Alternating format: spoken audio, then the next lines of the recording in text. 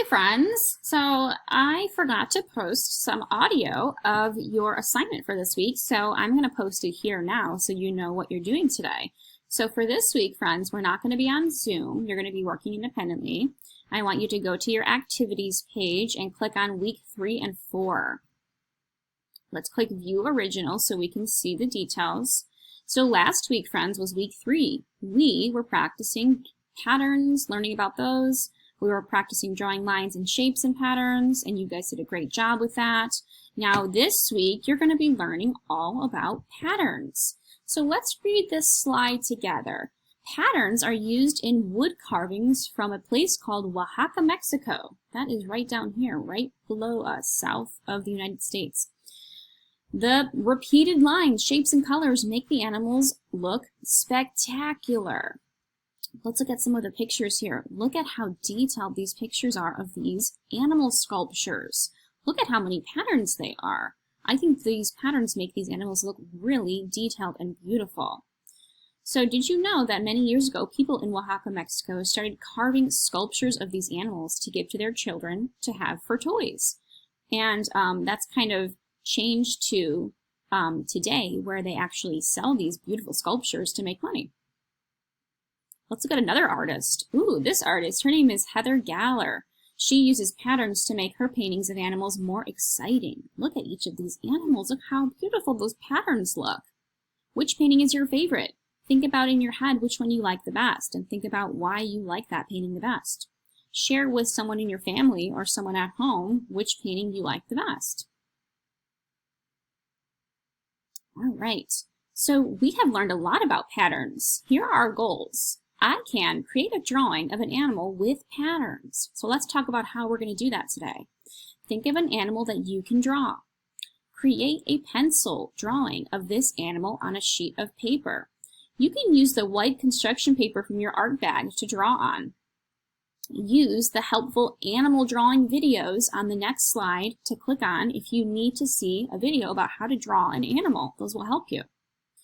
Once you've drawn your animal with pencil, trace over your pencil lines with a black marker if you have one. That will make your lines look nice and bold.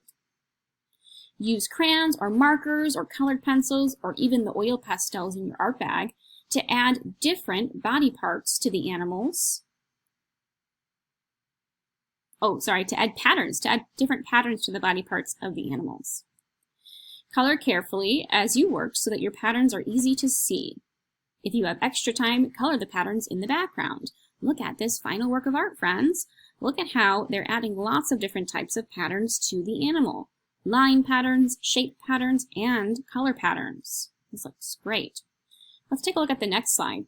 Here are some video playlists that you can click on to see how to draw different types of animals. So let's click on one of these. If you click on one of these links here, it will take you to a playlist. That means a lot of different videos put together to show you how to draw things. Look at all these animals that you can choose from to draw. Maybe I really love giraffes. I can click on that one, and the video will show me how to draw a giraffe. All right, let's go back here.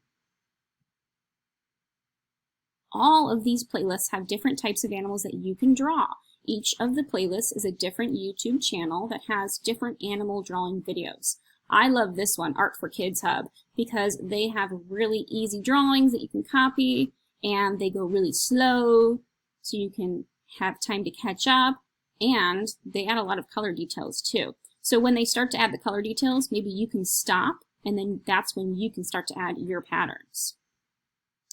All right, friends, so once you have drawn your animal, either using these videos, or if you get stuck, friends, a great thing to do would be to use one of the pages from your artwork book. Let me show you which page that is.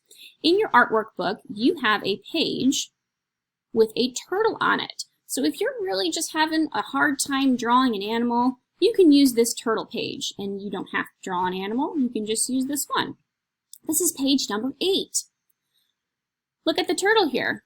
So you can use this turtle as your line drawing if you're having a hard time drawing one of those animals from those videos. And then you can add your patterns on top of this page. That would be totally fine.